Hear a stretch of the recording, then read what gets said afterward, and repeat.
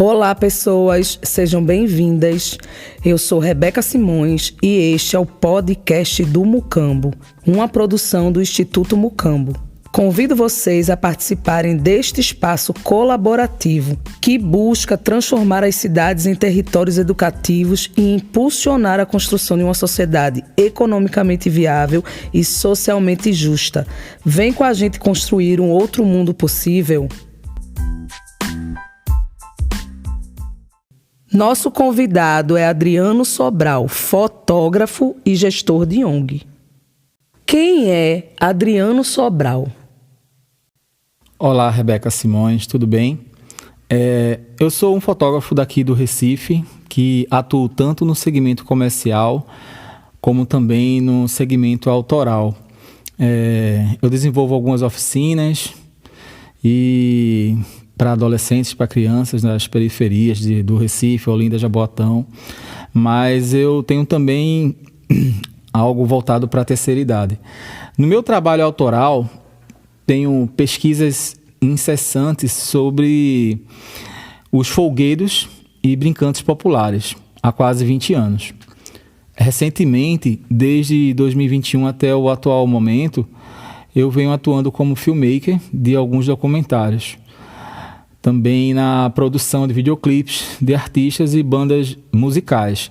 E sobre esses documentários, entre eles tem um que é sobre uma pessoa que faz parte também da Mucambo, que é o Sérgio Luiz, que é o Ori de Orixá, que foi produzido com o parceiro também, o Israel Vasconcelos. Fala um pouquinho mais para a gente, Adriano, sobre essas oficinas.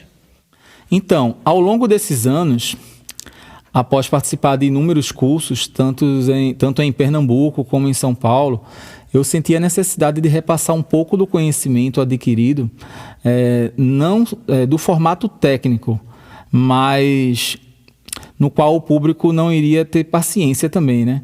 Então eu dividi toda essa coisa toda desses anos todos em 3 formatos, na verdade 4. Um deles pensando nas crianças. Para o público infantil, se chama a oficina Brincando de Fotografar. E também tem um para o público adolescente, que se chama O Primeiro Olhar. E outro dedicado, digamos assim, na parte mais técnica, que é o Terceiro Olhar. Tem essa trilogia, que esse último, no caso, ele foca muito na parte técnica. Realmente entra para fechar. Escrevi mais um recentemente, né, no qual não vejo a hora de pôr em prática, que se chama Fotografia Sonora, que é totalmente voltado para os que amam registros de show, teatro e dança. Essa é para quem já possui uma real experiência com o controle da luz, das técnicas do equipamento em si. Essa oficina desperta uma atenção maior, não só do conhecimento teórico e prático, mas da sensibilidade do fotógrafo com o registro da imagem em si, fazendo que, no fim, os dois se tornem uma coisa só, né? uma conexão só. Para fechar, tem mais um que eu ainda estou escrevendo, que é para um público mais voltado para a atual tecnologia do smartphone, que está aí, não tem como voltar atrás, é para sempre, né? E as novas mídias, que ainda também não tem título, mas também vai ser voltada para adolescente, criança, idoso, para todas as fases. Adriano, você além de fotógrafo, é gestor do Instituto Mucambo, não é isso? De uma ONG que atua no território de Olinda. Qual a importância da fotografia na formação cultural das pessoas? A fotografia, já há algumas décadas, deixou de ser um mero coadjuvante. Ela atua direta e indiretamente no dia a dia das pessoas. Hoje, reforço ainda mais com o advento do smartphone, no qual o básico, que é um registro ou a popular selfie, como poderíamos chamar antes de retrato, está ao alcance de todos, né? A fotografia já nasce na formação de um indivíduo dentro dos mais diversos segmentos. Na cultura do cidadão plural, carrega consigo literalmente diariamente. Como a fotografia contribui na construção e valorização do território, identidade e memória? Desde sempre, do registro dos terreiros de candomblé, através das forças da natureza, do brincante do boi, do reizado, dos maracatus, afoxés, blocos líricos, do sobe e desce das ladeiras de Olinda, no carnaval do homem da meia-noite, do galo da madrugada, das brincadeiras infantis, do meu eterno imaginário infantil, que estão sobre os olhos da Conceição, na brincadeira do coco de roda, do encanto dos encantados, e não poderia esquecer da Jurema sagrada. Afinal, o que seria o território, memória e identidade se o produto do meio no qual vive não valoriza a si próprio? A gente tem que enxergar primeiro quem nós somos, antes mesmo de olhar a grama do vizinho. Isso é num contexto cultural. Adriano, você é um profissional liberal e mesmo assim decidiu investir seu tempo livre se voluntariando numa ONG. Não é isso? Você é gestor e voluntário do Instituto Mucambo, uma organização da sociedade civil que atua no território de Olinda. Isso. Né? Então, eu queria que você falasse um pouco sobre isso, assim, né? De dar esse seu tempo livre em prol de um trabalho voluntário. Então, Rebeca, eu sempre trabalhei, prestei serviços e fiz inúmeras parcerias para ONGs. Algumas já deixaram de existir até. Eu vejo o processo de uma ONG que trabalha com transparência, uma real conexão com a população mais carente. Não todas, mas boa parte que conheço. O desenvolver de temas e a vivência do saber popular do dia a dia como cidadãos menos favorecidos sempre me chamou a atenção e causou interesse. Vejo ONGs como um laboratório e uma parte do segmento do que eu faço. Qual o seu papel e que funções você desempenha dentro do Instituto Mucambo? Meu papel não só é como gestor, mas como voluntário, e eu atuo na comunicação, nas mídias sociais, como filmmaker, fotógrafo e editor da ONG. Também desempenho uma função burocrática. No podcast de estreia, né, eu conversei com o Israel Vasconcelos, que é diretor-presidente do Instituto Mucambo, o qual você faz parte. E ele falou sobre o projeto do Círculo Carolina Maria de Jesus.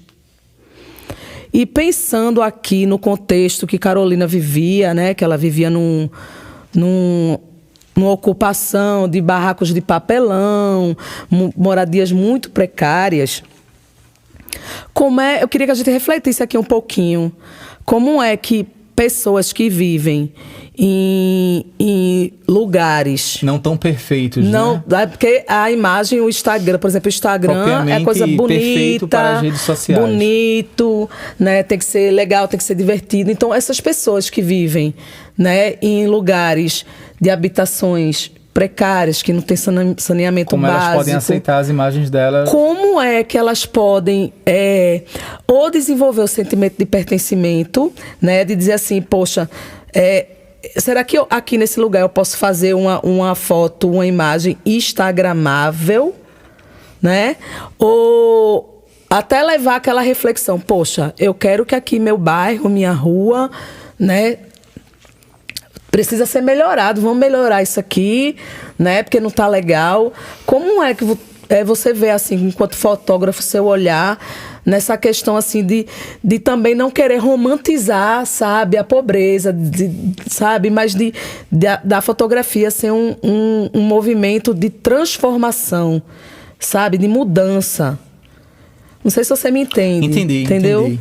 Então, perfeitamente dentro da pergunta, não fugindo, É uma coisa que varia um pouco, geralmente quando é com um adolescente, que a gente vai fotografar na periferia, o adolescente tem mais essa conexão com essa coisa do Instagram, das redes sociais, mas dentro da própria periferia, dentro do próprio habitat, geralmente mulheres, elas procuram os lugares mais bacaninhas, sobe numa laje, procura um fundo com céu azul, procura o instagramável dessas pessoas, se torna o ambiente, só que procurando o lugar mais bacana.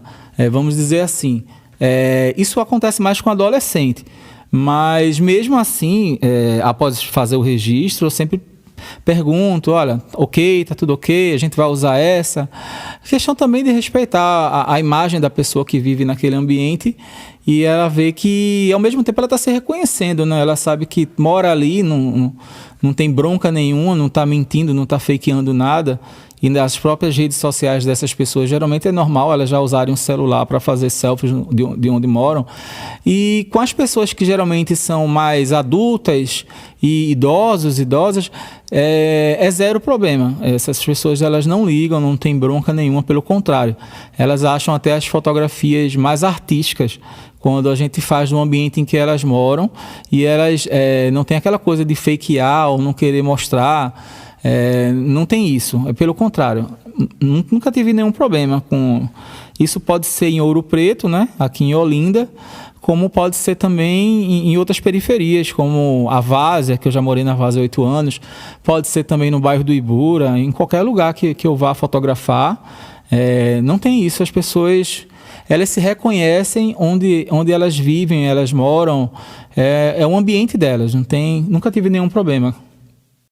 Esse foi Adriano Sobral, fotógrafo e gestor do Instituto Mucambo. Chegamos ao final do podcast do Mucambo, uma produção do Instituto Mucambo. Até o nosso próximo encontro. Território, Identidade e Memória. Com o patrocínio de Buguinha Dub.